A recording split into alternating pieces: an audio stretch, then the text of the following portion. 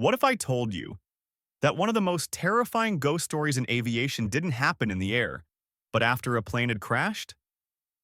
Let's go back to December 29th, 1972. Eastern Airlines.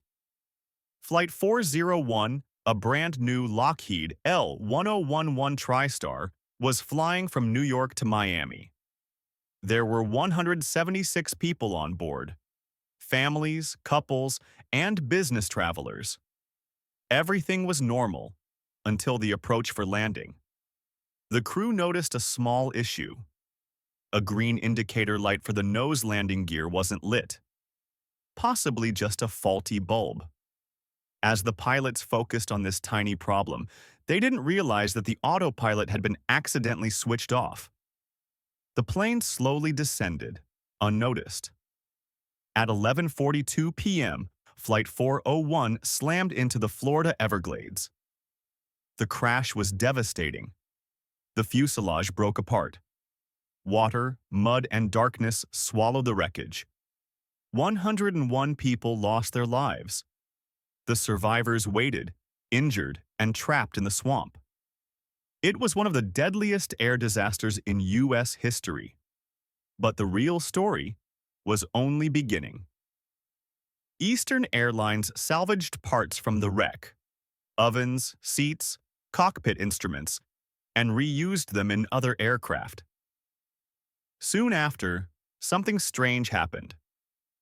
Flight attendants reported seeing a man in a pilot's uniform sitting quietly in first class, who disappeared when spoken to. Passengers swore they had spoken to pilots who weren't on the manifest. Cabin crew heard knocking noises from locked compartments. One engineer opened a panel and saw the face of Don Repo, the flight engineer who died on Flight 401, staring back at him.